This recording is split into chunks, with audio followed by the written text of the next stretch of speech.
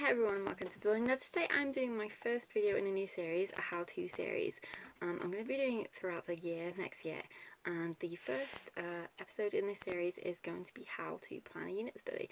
And the reason I wanted to do this series basically is just to help other fellow homeschoolers and share ideas and inspiration and how I do things, but then also open it up as a conversation. So, you know, if you do things differently or you've got additional ideas that other people might find helpful, then you can chip in the comments and things, and that's how I kind of want to do it.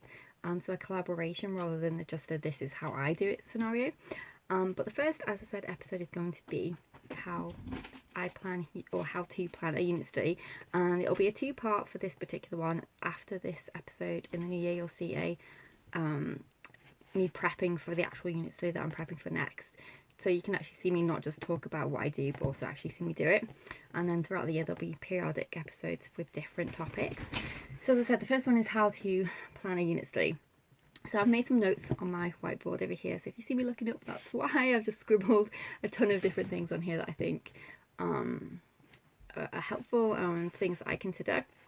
So without waffling any longer, let's get started. So the first thing I do when I am thinking about a unit study is to decide on topic options.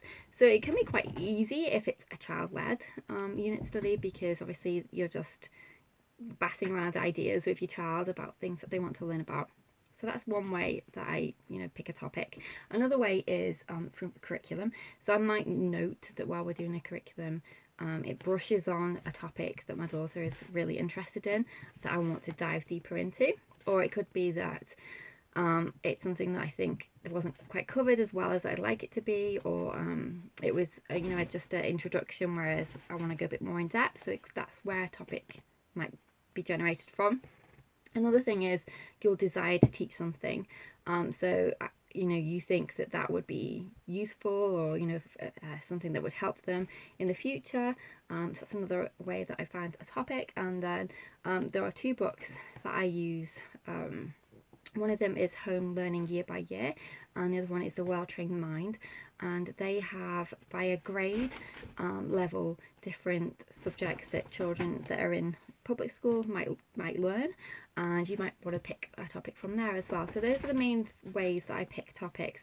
And then specific country related to me is our national curriculum, and again I might pick a topic from there to generate a unit study from too.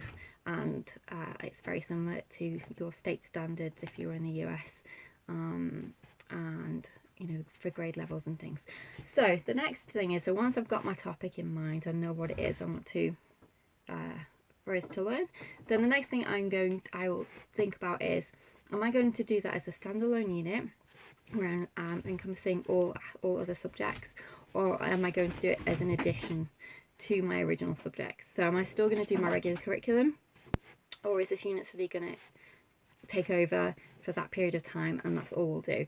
So that's the next conversation and thought process that I go through with myself. Am I going to do it as an addition, or am I going is it going to have to cover everything? And I think that's something really important to think about, because I think that really determines how in depth you can go, how much you need to actually pull into the unit study. Because if you're just doing an intro, an introduction to something, and you're still doing your regular curriculum as well, you've got a bit more flexibility. But if you're wanting to do it as this is all we're going to do, then you need to put quite a lot more into it. And that's where obviously the planning process will really pick up. The next thing that I want to think about is, what subjects do I want to tie into the unit study? So cross-curricular, what other things can I bring into it? So am I wanting to bring in language art elements, math elements, geography, history, science? What other subjects am I wanting to bring into my unit study plans? Then my next thing I'll ask myself is, how long is my unit study going to last? And again, that's really important, as well as deciding whether or not you're going to do it as an addition or to take over everything.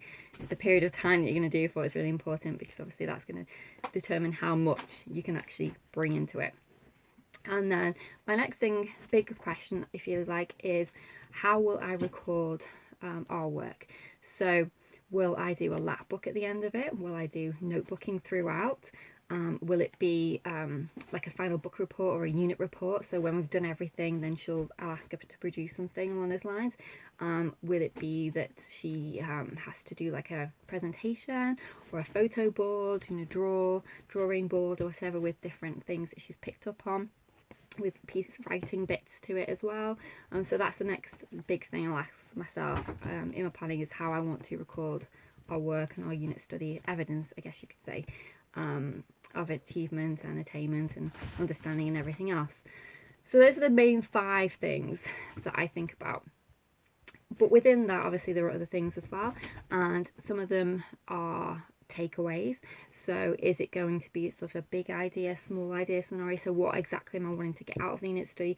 Am I wanting her to just have an understanding of everything, or am I wanting to dive a bit deeper on one certain thing within the unit study, for her to get a thorough understanding of? And will that link into how I'll record our work and our evidence?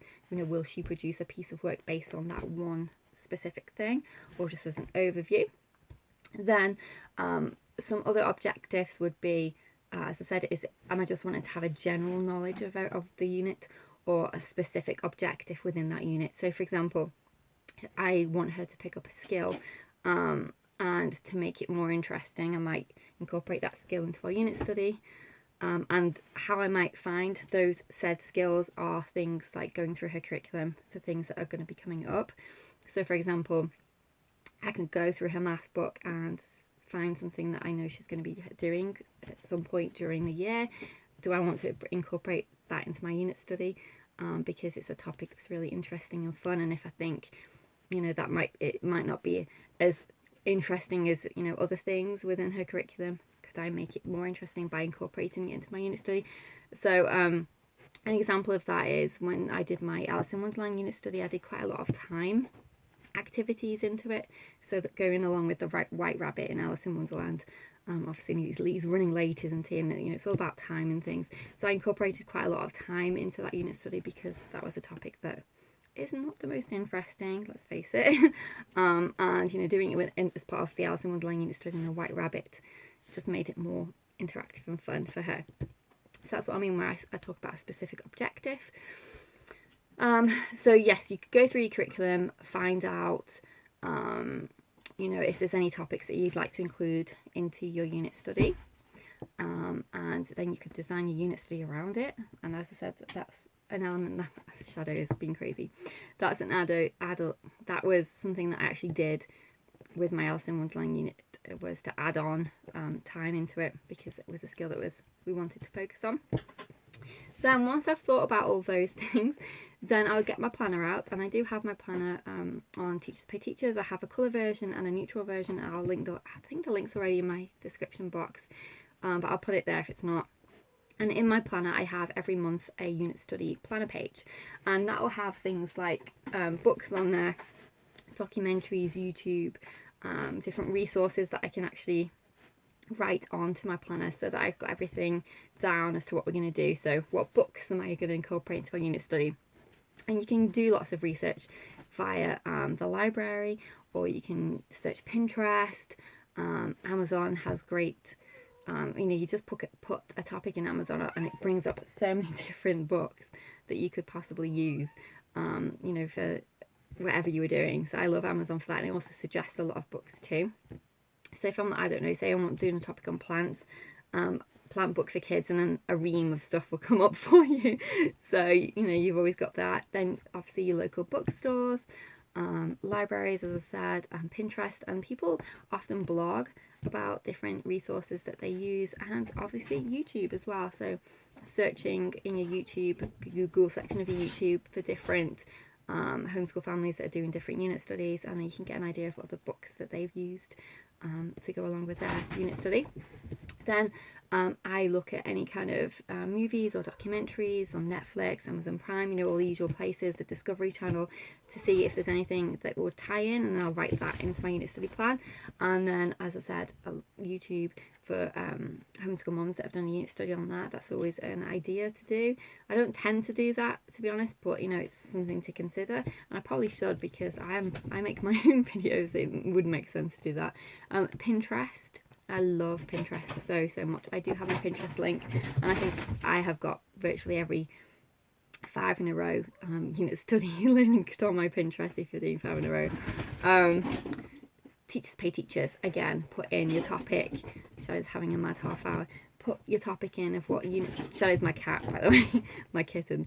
Put in your topic unit study of what you wanted to do on teachers pay teachers, and you can change the pricing to free, or set it within a range of what you feel would be comfortable, and then you'll find a ton of stuff coming up on there too. So those are my resources and how I record all those. So I use my unit study planner page from my planner to detail everything out, and keep it in there as a record, and it helps me. I do that before I start. I don't get everything and then write it down. I do it as a thought process, and use spider webs and little spider diagrams and things, and just to keep me on track, and potential rabbit holes. And I love planning. It's one of my favorite things. I'm a bullet journal person. I love planners. So this is up my alley, designing unit studies and stuff. But if you're not, you can keep it as basic as you want. It doesn't have to be in depth at all. And as with everything, it's an outline, it's a plan. Remember that you can adapt to the plan. The plan doesn't rule you, and I think that's really important to consider as well. Then the last thing really is to think about how you will present the information at the unit study as a teacher. So are you going to use books as your reference, and you read the chapter, or your child reads the chapter and you're making notes, diagrams, that type of thing? Or are you actually going to plan ahead and read the chapter and produce your own notes that you could then put into a PowerPoint presentation, or something along the likes of that for your child, and teach it that way? So those are all things that I consider when I'm doing my unit study plan, how to plan a unit study. So I hope that was helpful. In my next second part of the video, I'll actually take you along with me when I'm planning my next unit. I'm not sure when it'll be out. It won't be this year, it'll be 2021. But on my next big unit, I'll take you along and show you everything. And I hope that was helpful for you. If you've got any topics that you think would fall well under the how-to for homeschool videos, definitely let me know. As I said, these are just things that I do, and I'm not saying that this is the right way or the only way. You can amend and adapt to suit you, but I think it's always helpful to hear other people's methods and approaches, and even if it's not going to be a perfect fit for you, you might be able to tailor it, or pick something out of it that might help you. So that's my whole goal in the how-to series. And as I said, if you feel like you have any advice, or not necessarily advice, but helpful tips or information of how you do things, and you'd like to share it, please do put it in the comments below for anyone else who watches this video, because I want it to be a collaborative thing as opposed to just me sharing all my ideas. And I hope it's going to be helpful for you, and I'm really excited about it. I love doing how-tos, and that is my number one thing that I Google on YouTube, is how to fix my toilet seat, how to fix my car window. I'm always Googling stuff on YouTube whenever anything breaks in my house, and it's always how to do something. So I thought it would be fun to do it for education and homeschool. Anyway, I'll see you in my next video. Take care. Bye for now. And I'm going to go and play with my cat, who is currently messing around with my board over there. Take care. See you soon.